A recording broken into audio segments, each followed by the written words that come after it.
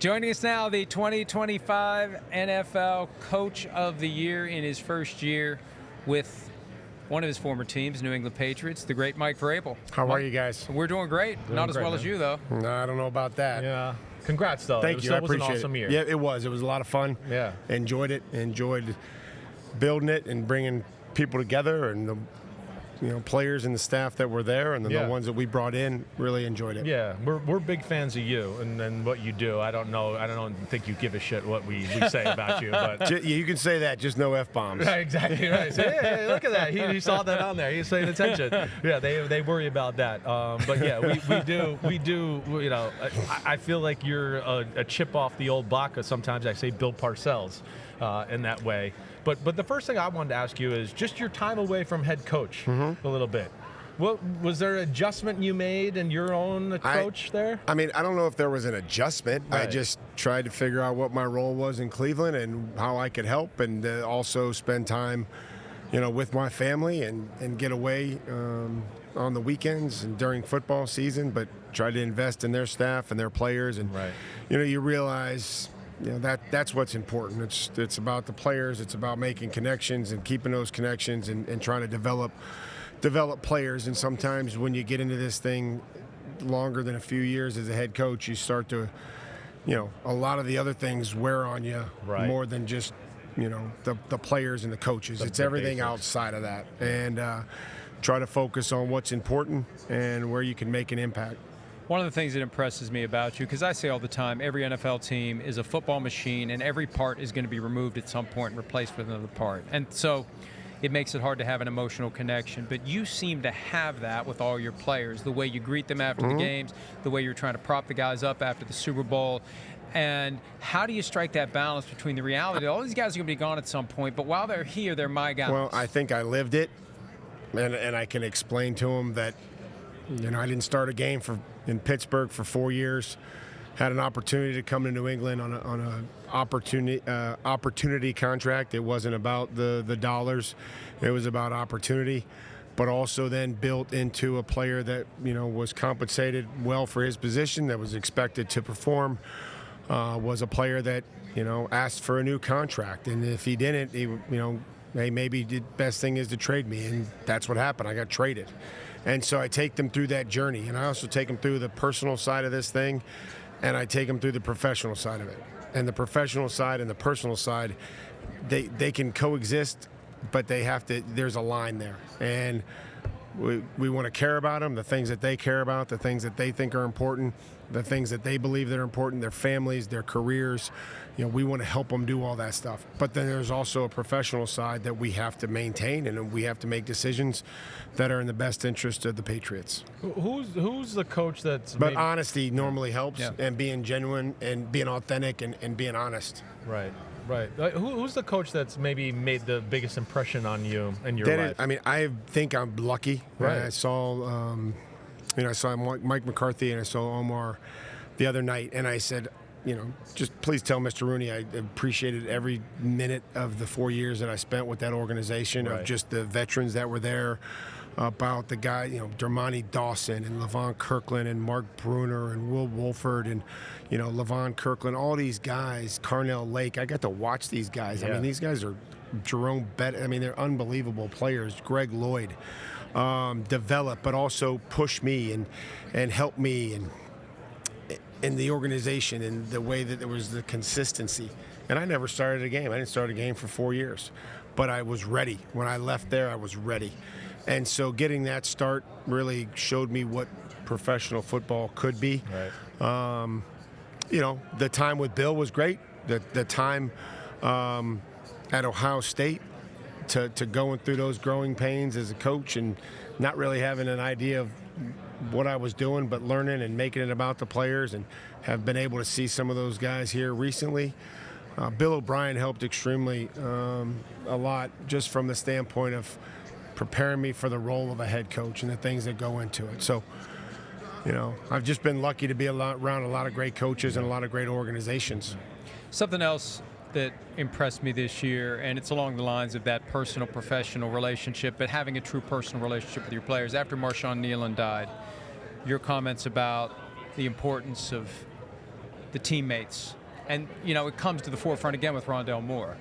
And your comments were just very impactful, and I wish more coaches would live it and realize it and understand that, you're in charge of the whole room, and all the guys are in charge of each other. And I say this all the time, we are in contact with so many people in our own orbit, and sometimes we don't think of it that way, but we all have to be on the lookout. And the way you put it was just perfect. We read it word for word, because I think everybody connected to really any business needs to be thinking that way about the people that they're around all the time. And I have to remind myself too, I get to see these guys every single morning when they walk in. I get to see them. Hey, morning, training room, locker room. I see their faces. So, after a few weeks, you know when things, and so this was later on in the season, and player walked by, and I was like, hey, and he was like, hey, and then I was like, and I literally ran, and I was like, that's not the same response. I'm like, hey, what's going on? He's like, yeah, don't just ask somebody how they're doing. Yeah. There's a follow-up to that. Right. You can ask somebody how they're doing and not stop. Right. Like, be intentional. Stop. Like, you're going to get some information. And listen, this is a high-pressure business. We love what we signed up for. We love to be able to take our talents that we were blessed with to play this game, to coach this game, whatever it may be. But there's also, you're judged. You have to be okay with being judged. And so we all need people to talk to. We need people that, and again, not everybody's going to end up being a star. Not everybody's going to be a starter. And everybody's journey looks a little different. But you just can't, don't be afraid to sit there and stop the next time you ask somebody how they're doing. I want to go like a little specific, right? Again, I know you don't give a damn what I say either way, but I'm amazed by your game management. Okay. Right, and we talk about that a lot.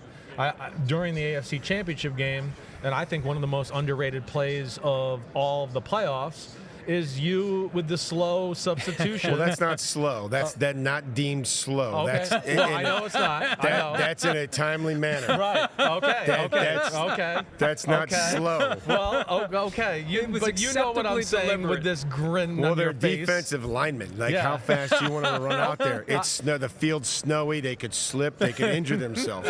So they want to make sure that the footing was accurate as they went That's out the first time I've heard him speak full of crap. That was the first time I've ever heard you speak full of crap. I didn't know that. I did not know that came out of your mouth before. But okay, so I just thought that was amazing. Well, we want to try to make sure that our players Right. understand what the rules are. Again, good teams know the rules. Yeah.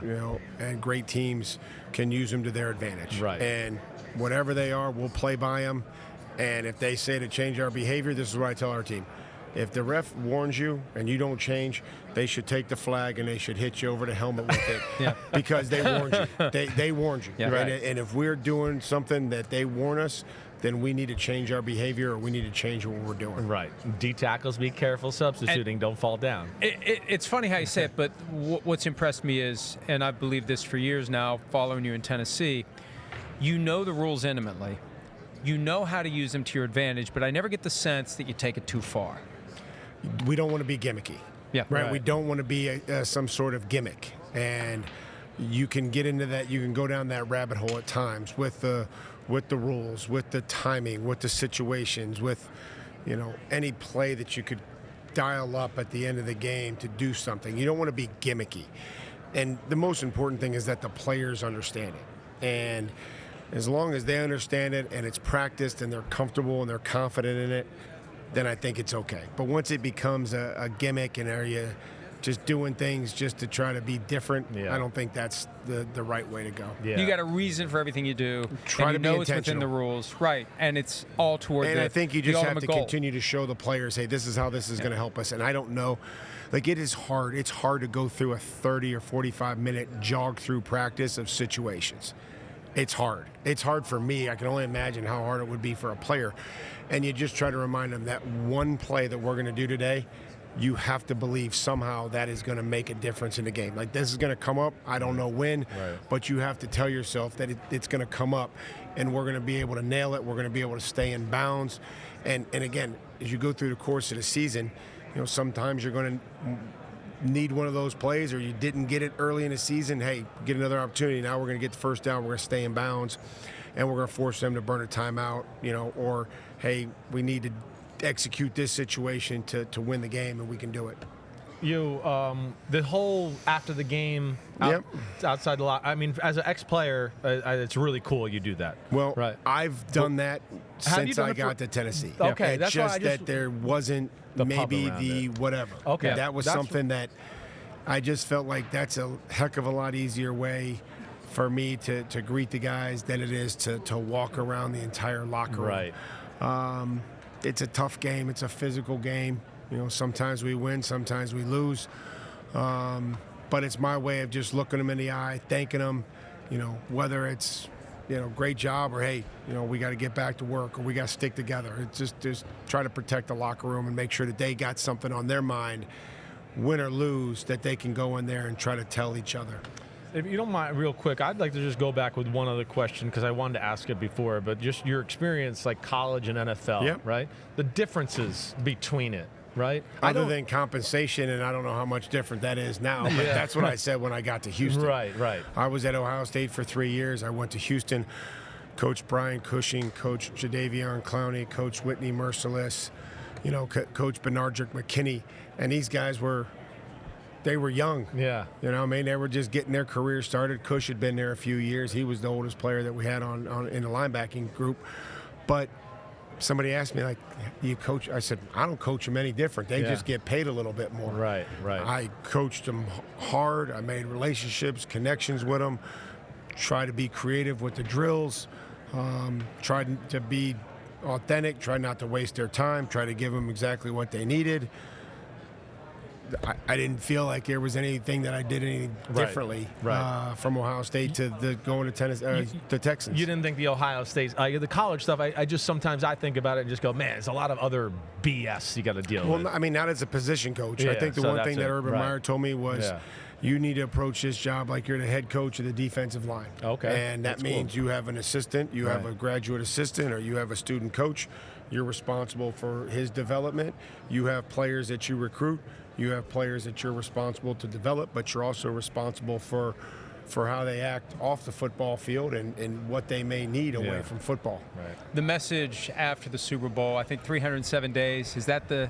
That was from the time that we started. Right, that's your time, and like, this is all we're doing. Like, this is it. We're still getting started. Yeah, I just want to try to keep things in perspective. And you talked about protecting the locker room, because I assume you're trying to build that shell ahead of time, because who knows what they're going to hear after this game. Right, we need to keep everybody together and keep everybody on the same page. It was, hey, it's okay to be upset. It's okay to be pissed and disappointed, but we have to be all those negative feelings together and not. You don't want fractures. You don't want point and again, fingers. I just know how my job is to protect the team, and I think that those guys were disappointed and mad and upset, whatever their personal feelings were. I just wanted to make sure that they were going to do it together, but I wanted to make sure that they knew, like, we really had only been doing this for 307 days. Yeah, that's a cool message. For us to look and try to make a positive out of it and what we were able to do in a short amount of time, but know how difficult it'll be going forward. All right, something fun. All right, just a fun one here. Just that came across He'll decide naturally. whether it's fun. Well, I know. I'm always scared of him. You may think it's fun. I'm always scared of him. It's so great, Mike. I told you. He squirms. Anytime you come around, he squirms. I wish I could from bring the you with me everywhere. The year I lost my spleen, I saw him in pregame that year, and he scared me ever since. Come on, let's go. Right. What do we got? What'd you do to Jake Plummer? Jake Plummer in the Rose Bowl.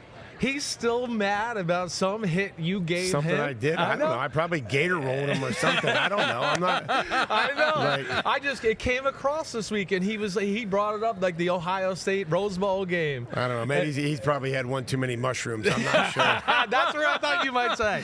Yeah, he might have. I think he definitely looked like he was a competitor. They had a great team. They were a good team. They were a very good team. And Jake was an excellent college player, and he was a really good professional player. Yeah, he definitely was. I got one more. How do you manage being caught between this crossfire between Belichick and the Crafts? Oh, man. And it's more Belichick toward the Crafts, as far as I can tell. And again, I think that that's just part of my job. And I think it is a unique thing that I played for a guy that had a lot of success. But also, you know, sometimes these endings to these coaches and owners, they don't end well. Divorces sometimes don't end well. Mm-hmm. And I have a responsibility to Robert and Jonathan, who I appreciate their support each and every day. but also can understand that I played and grew and had a lot of success under, Bill. How much longer are you going to be able to be hands-on, physical, like I'm going to mess with the lineman guy here? We'll see. I mean, we're going to focus on we'll focus on April or whenever we get back out on the field. If I can do it in May, then I'll do it in June. And so you're just playing it in your mind up because you're getting up there. There's days where I'm like, this is not going too good.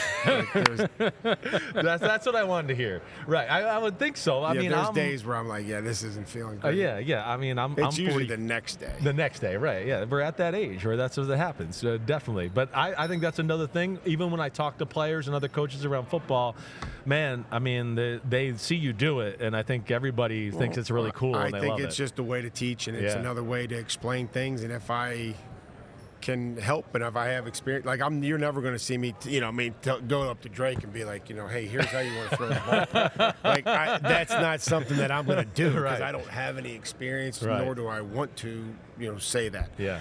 But if it's talking about inline play or release with a receiver or something, tackling, and then I try to show guys or O-line or D-line. I think I can provide some input from there. All right, don't get hurt. All right, we got to let you go. Okay, Coach of the Year, AFC champion, Mike Vrabel, everybody. We'll be back with more. He can't wait. He's like, I want to get out of this chair, get away from him. Hi, it's Mike Florio. Thanks for watching PFT on YouTube. Hit subscribe for the latest news and analysis from Pro Football Talk.